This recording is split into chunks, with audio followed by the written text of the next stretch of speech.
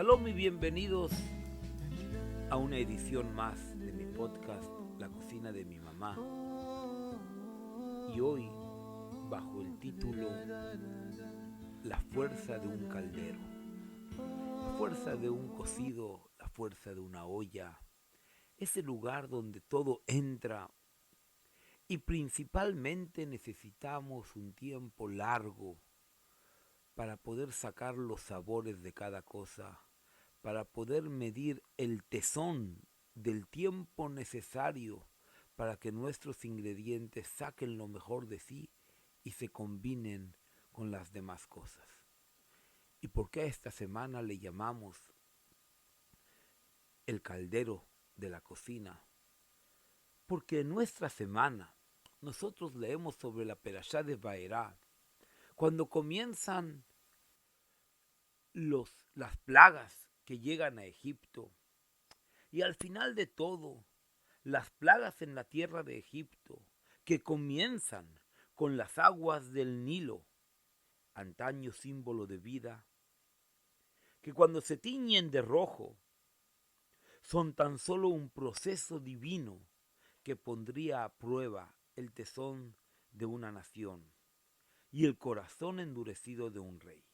Cada plaga que la Torá nos relata es como un ingrediente añadido a un caldero ardiente, bajo el juicio divino que hierve y burbujea para saber hasta dónde y hasta cuándo los egipcios serán capaces de aguantar el mantener a un pueblo en la esclavitud y a un rey que se niega a dejar ir, quizá, al mejor haber que tiene en ese momento. Un pueblo que conoce la excelencia del saber y aún así está bajo el yugo de la fuerza, y la combinación de ambos le traen prosperidad. Porque aunque el faraón hace que el pueblo de Israel sean esclavos, él no olvida y él sabe perfectamente de dónde viene este pueblo. Los egipcios, acostumbrados a una vida de orden, estabilidad y supremacía, veían ante cada plaga como su mundo empieza a desmoronarse. La sangre, las ranas invaden sus casas y lechos, como si las mismas sombras de la noche cobraran una vida. Pero el faraón, ante cada plaga, y especialmente ante las primeras, endurece su corazón y es incapaz de ceder.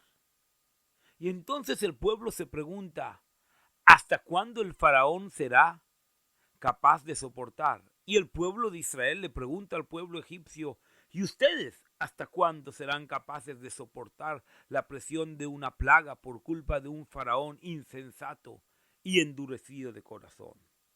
Luego vinieron los piojos, pequeños y persistentes, como las verdades incómodas que uno intenta ignorar.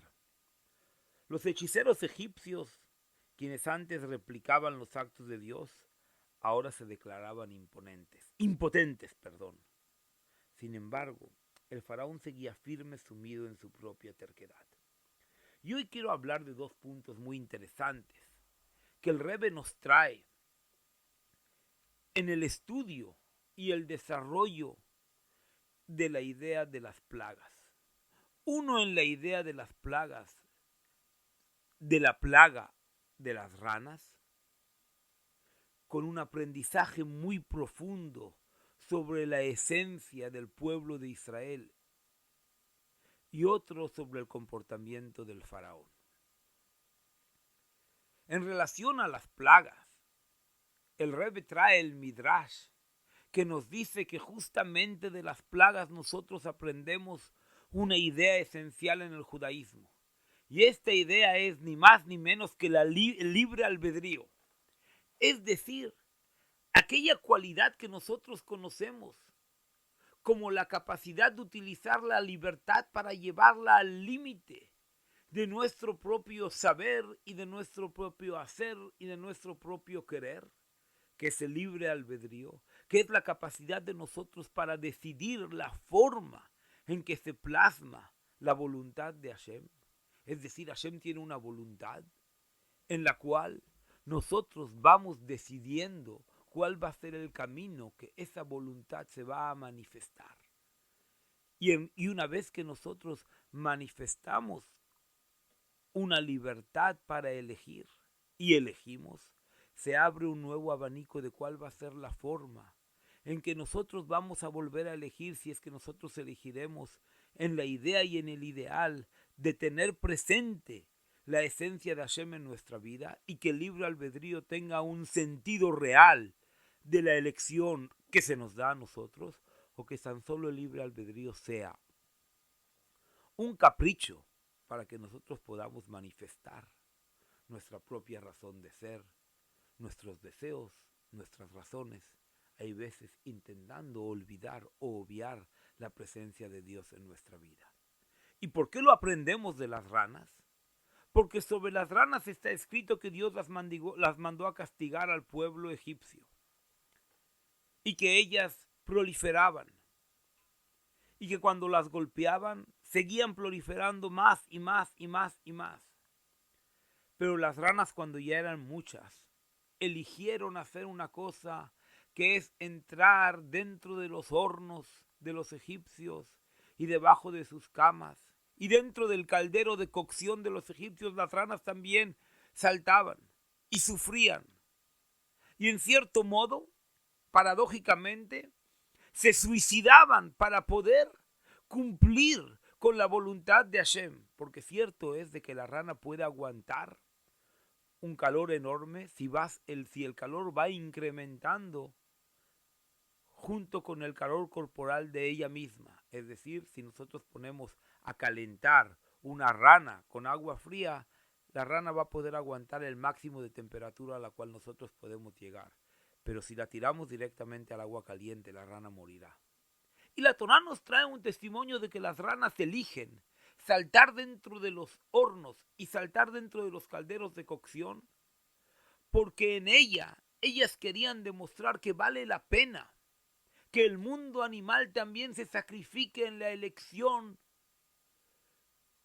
de querer servir a Dios. Es decir, que nosotros la idea de libre albedrío la aprendemos en que al final de todo nosotros haremos lo que Dios quiere. Pero la pregunta es, ¿cómo lo haremos y en qué lugar lo haremos?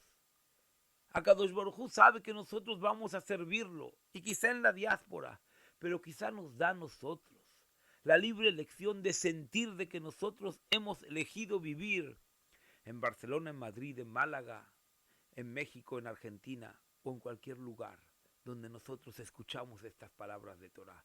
La elección del lugar de vida y el hecho de que nosotros nos podamos mover libremente, lo aprendemos en la libre elección de las ranas, que ellas nos enseñan por primera vez en el testimonio de la Torá la forma verídica en que el mundo animal elige, y de la misma manera en que el mundo animal elige el mundo de los seres humanos, racional y consciente y emocionalmente puede elegir la forma en que va a servir a Hashem.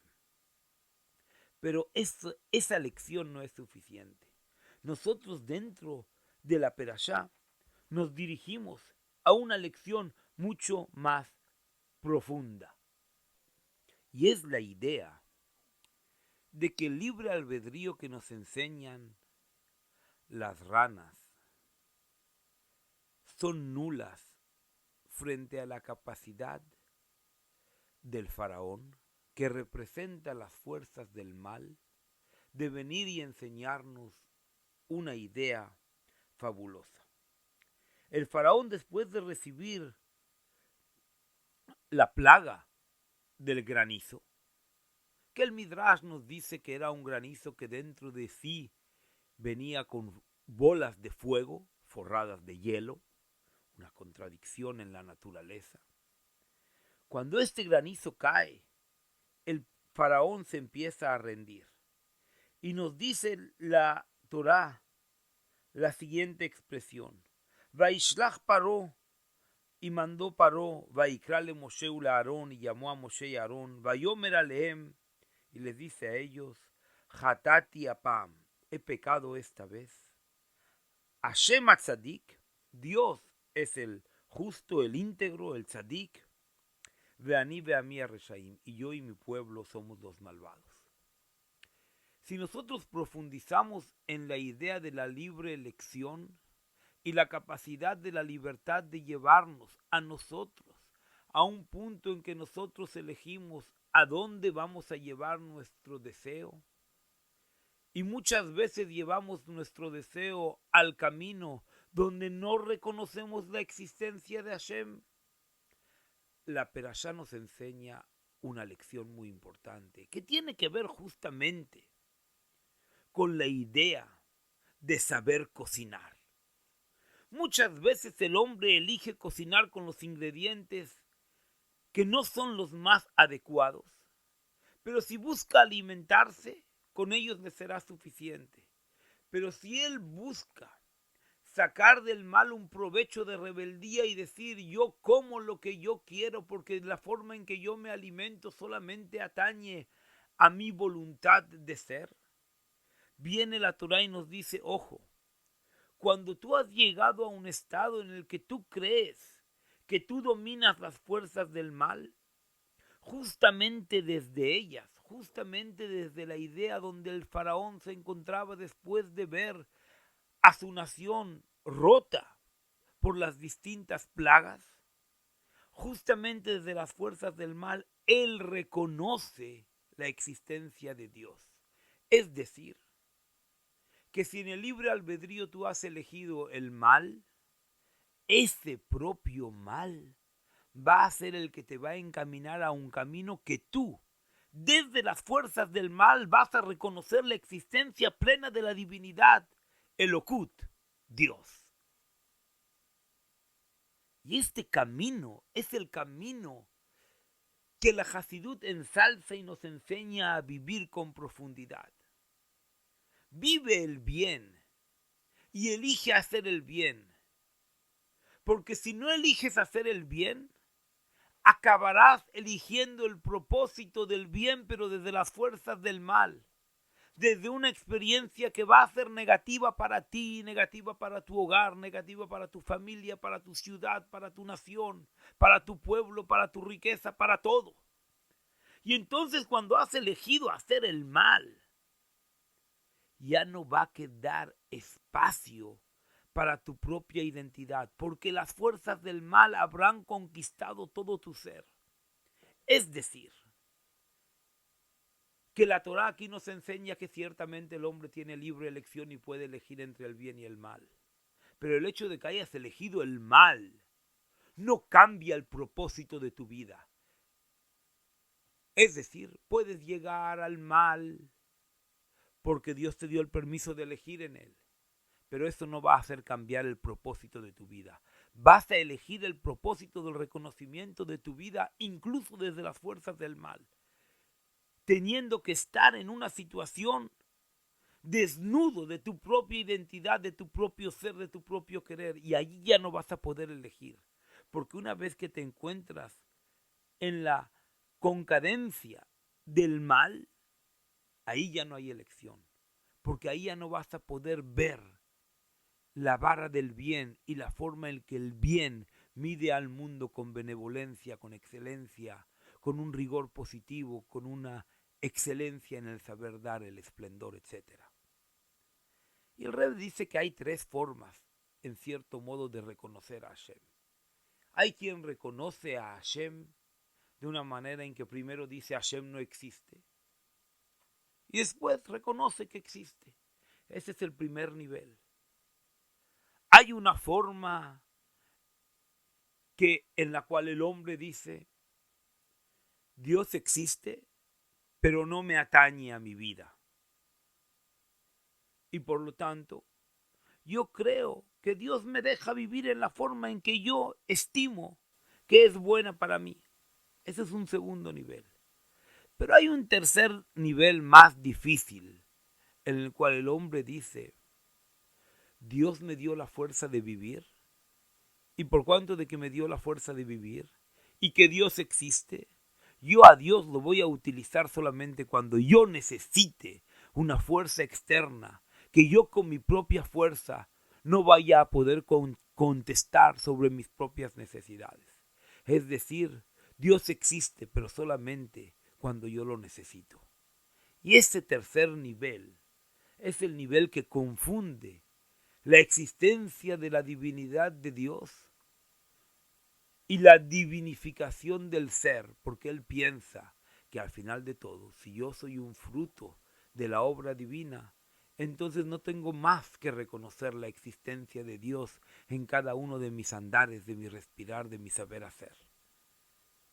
Y estas tres formas son las formas en que Dios hace que nosotros midamos el tesón de lo que nosotros nos cocinamos en nuestra propia creencia, en la dignificación de la vida a través de la presencia de Dios y de nuestras propias lecciones.